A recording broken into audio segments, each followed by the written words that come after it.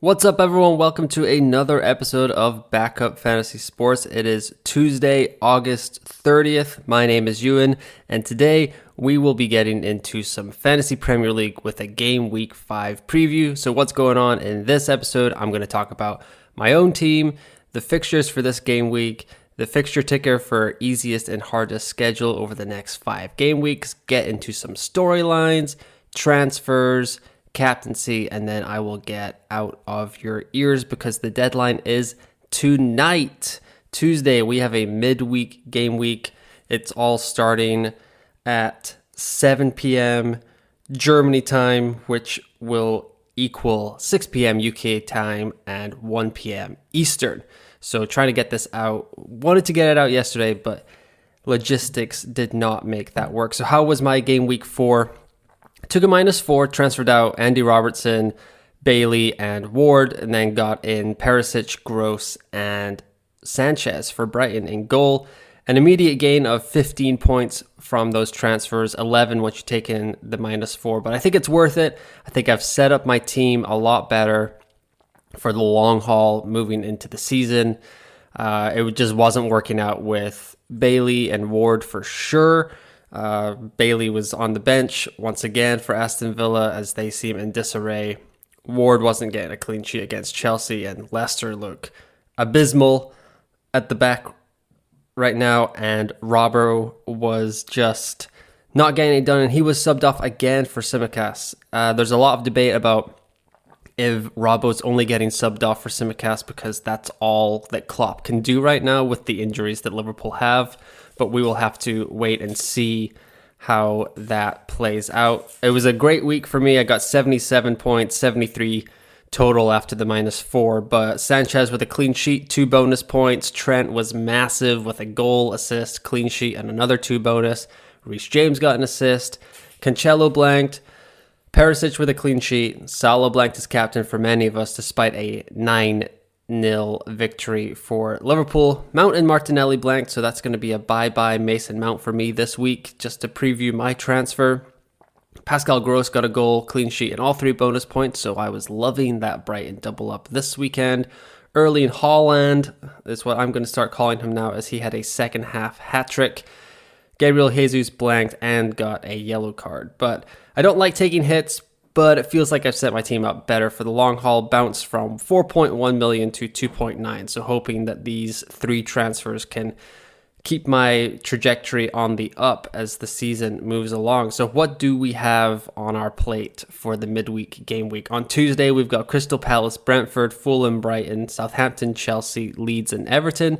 Then on Wednesday, we've got 5 games with Arsenal taking on Aston Villa, Bournemouth, Wolves, Man City welcoming Nottingham Forest to the Etihad, West Ham, Tottenham in one of the 55 London derbies that are happening this year, and Liverpool, Newcastle before it all wraps up on Thursday with Leicester versus Man United, which should be very interesting as Man United are making moves and going in the right direction. All the stats that I mentioned today are going to come from the Fantasy Football Scout members area. Well worth signing up, super cheap. If you like to get some inside advanced stats, it's all there at your fingertips. So would highly recommend that.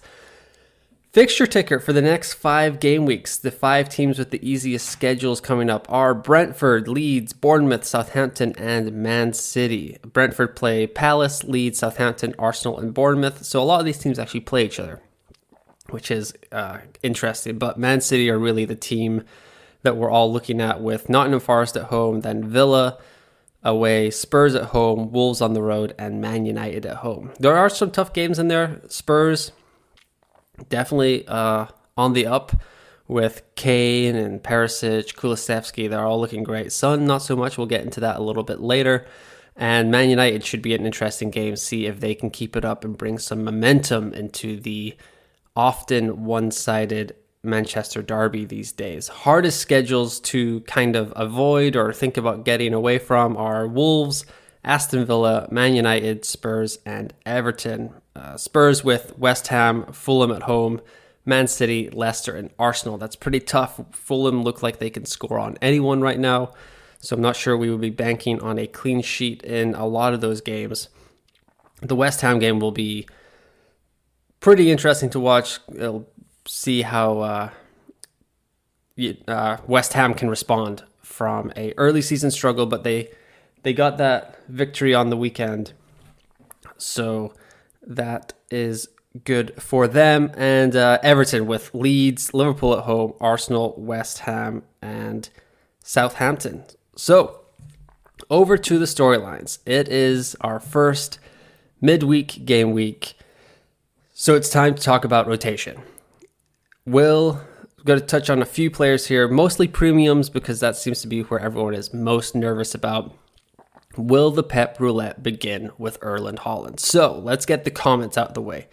Now he has one game a week. I'll tell you now, when we have games every 3 days that Erling will not play, I will play Julian Alvarez, the other Man City signing from this season.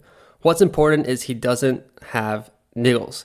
Last season, he didn't play 90 minutes because he was injured. The physios and doctors did an incredible job since he arrived to avoid injuries. That is what Pep said. Everything else that's coming out is speculation from the FPL community that Haaland is going to get put on the bench for this Forest game. Maybe he'll play at the weekend. No one really knows. But I thought Ed Gray, who was on the Always Cheating podcast this week, he was talking about Pep's comments. He said, yes, Haaland's not going to play 3 games in a week every week, but this is the first go around. So surely he'll be getting at least 30 minutes every game this week while the season is still young. He scored a second half hat-trick on Sunday, and we're thinking about benching him against Nottingham Forest at home, or not benching him, but getting him out for Harry Kane, with Nottingham Forest coming to the Etihad, and Nottingham Forest have the highest expected goals conceded on the season through 4 weeks. No thanks. In 30 minutes, I think it's more than enough for Haaland to get return. And honestly, he's right there in my thoughts for captaincy. And it's almost a certainty at this point. As I was writing the rundown this morning for the podcast, it was just becoming more and more clear that Haaland is the guy to get the armband this week. It's so early in the season. I think Man City want to get momentum. I mean, they're trailing in the Premier League. Arsenal 4-4, so they do have something to improve on there. And I think Haaland is in the form of his life. He's already got 6 goals. Just lock it up, that golden boot. They were talking about that on the Always Cheating podcast as well. And I'm not going to play out of expected minutes fear. I know that Haaland is great. I know he's going to get a goal if he gets on the field against Nottingham Forest. And if he doesn't, I'll take it on the chin, and he'll probably score 4 next week and make up for it. So who cares? Perisic, kind of the same thing. The best Spurs side includes Ivan Perisic in it. Conte loves him. It's the best way that the attacking flow for Spurs kind of goes. He is part of all of that. He's an integral part of the formula for Spurs to have offensive success in the Premier League. Spurs play West Ham on Wednesday and Fulham on Sunday. I expect him to get like 60 minutes in one game and 30 in another. If it was me, I would say he'd get 60 against West Ham, slightly tougher game, and then get 30 against Fulham on Saturday. But Conte knows best. He knows Perisic. He talks about him all the time in every press conference. He gets asked about him all the time. But I do think Perisic gets a full 90 minutes over these next 2 game weeks. And with the way he plays, where he plays, his attacking position, how he can cross, how he can finish, that's more than enough time to get return. He can outscore several players that will play 180 minutes with just 90 minutes. If he can get 120 minutes, that's going to be fantastic. I'm not expecting that. I'm not getting him out of my team, though. And I will continue to have him in my side, kind of like Haaland. Like, even if these guys sit a game, their potential for points, assists, goals, Haaland's on penalties, Perisic is on some set pieces.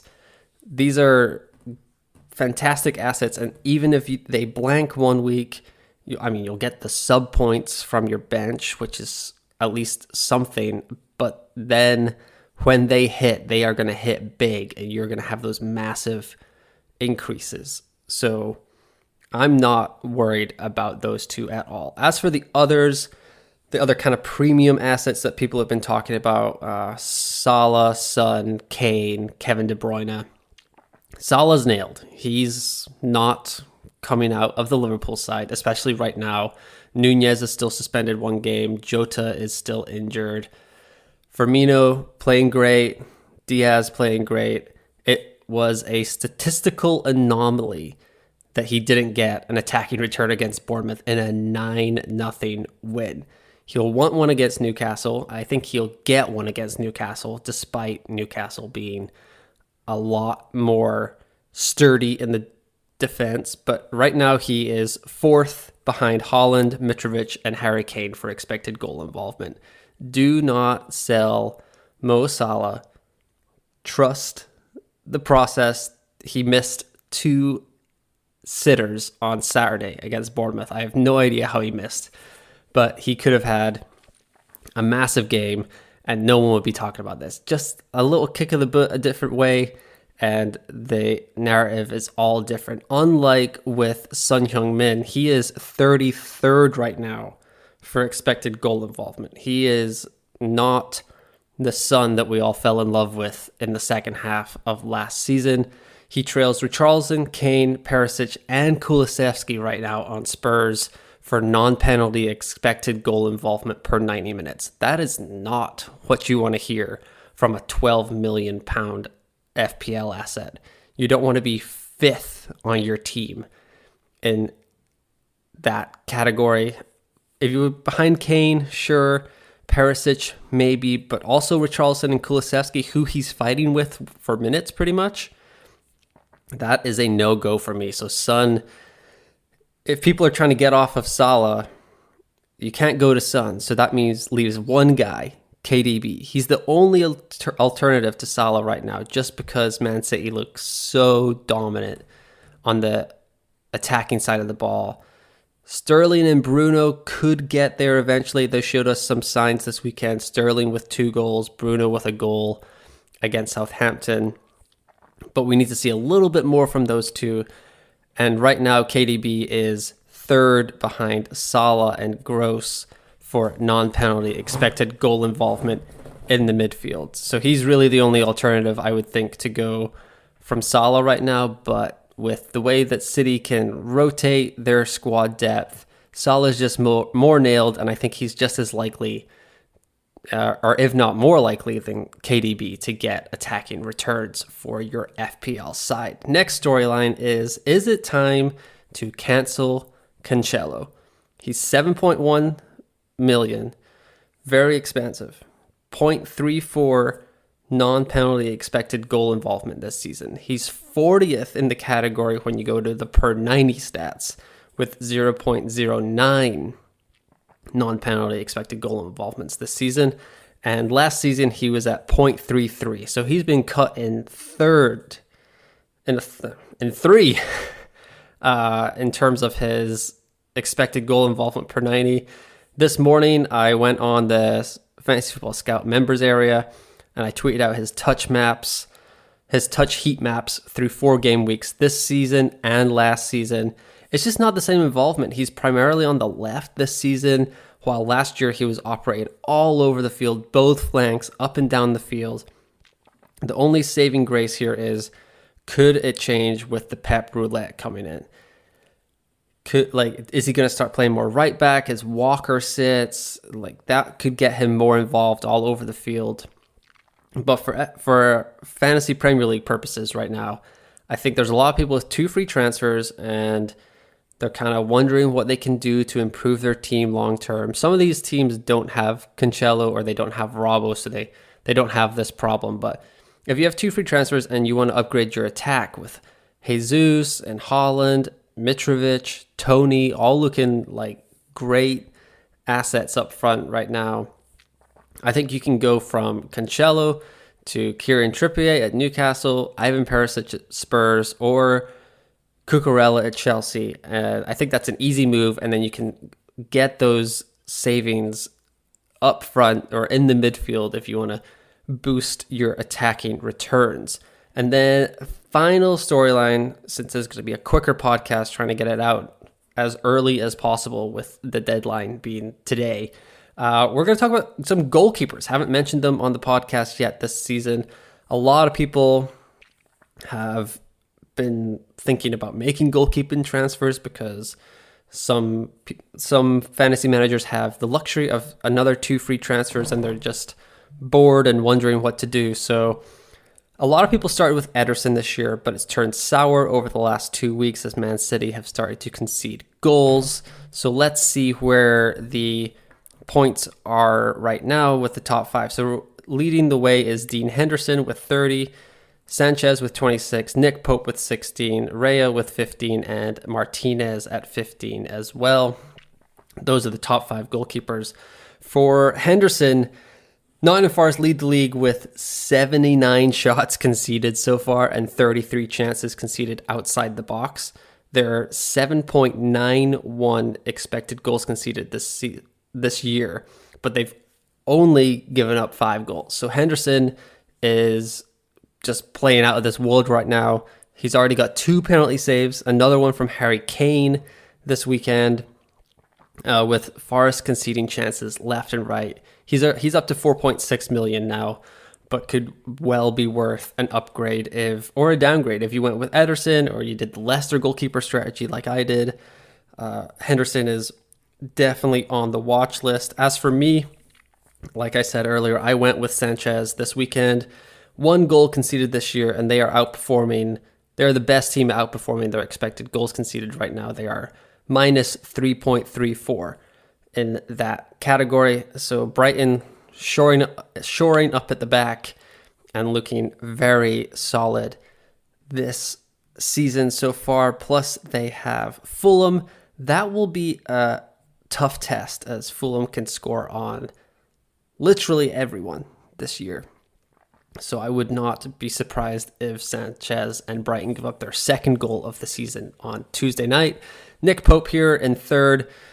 Newcastle have the 6th best defense with a 4.6 expected goals conceded, and they have only given up 4 so far. So that is fantastic for them as they were very leaky last year. But it seems like the signings they've made, Trippier returning, Nick Pope in goal, has really done wonders for the black and white in the north of England. And then Raya and Martinez right there at 15. They're just getting save points. Villa look real shaky at the back. There's rumors flying that Stevie G could be on the outs if things don't improve for them. And that's going to be tough because in the fixture ticker, I said they have the 2nd toughest schedule over the next 5 games. They have Arsenal on the road, City at home, Leicester, Southampton at home, and Leeds. So it gets a little bit easier, but Arsenal and City is not where you want to be if you're Stevie G on the hot seat right now. The death of the 4.5 million with Henderson and Sanchez, Raya, all there in the top 5 point scorers at goalkeeper. The death of the 4.5 million goalkeeper was exaggerated this preseason. I'm going to have to remember that for next year. I'm just going to find a 4.5 million goalkeeper.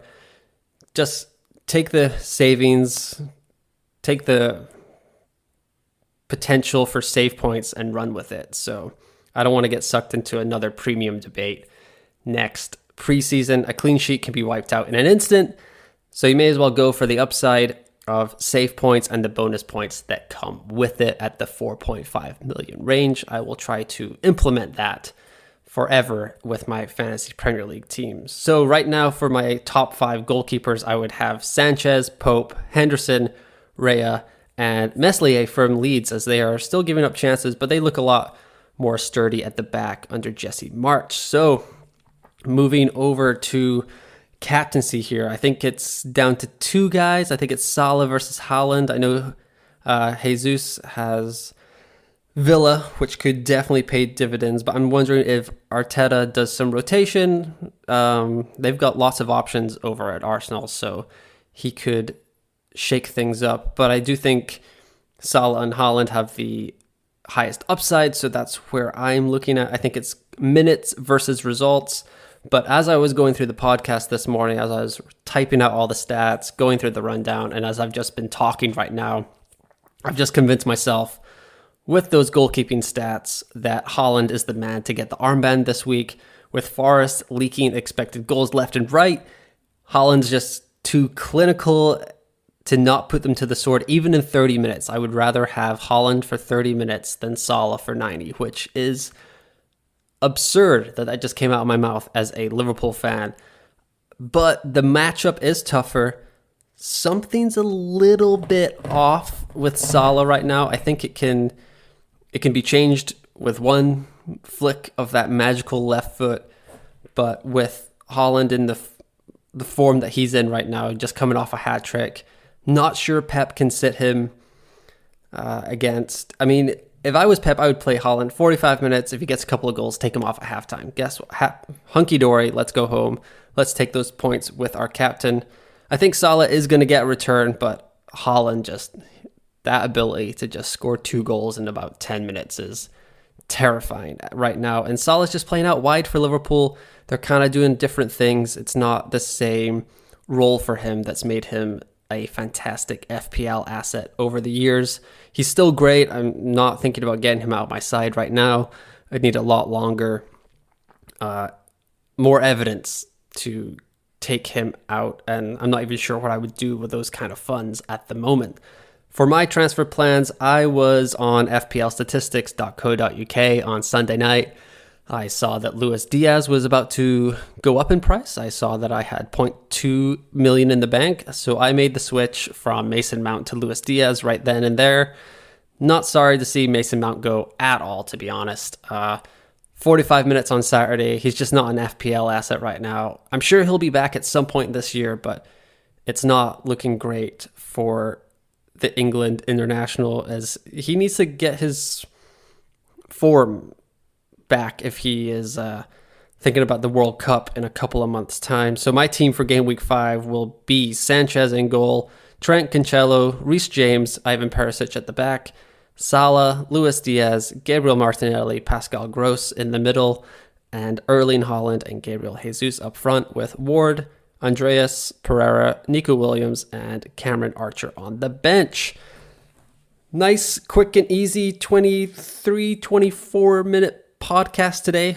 Hoping to get this in your ears before the deadline passes. You can follow me on Twitter at UN or U out. That's at EUAN. The Rotoballer Roundtable, we did an extended version this last week, so it was a Game Week 4 and 5 roundtable.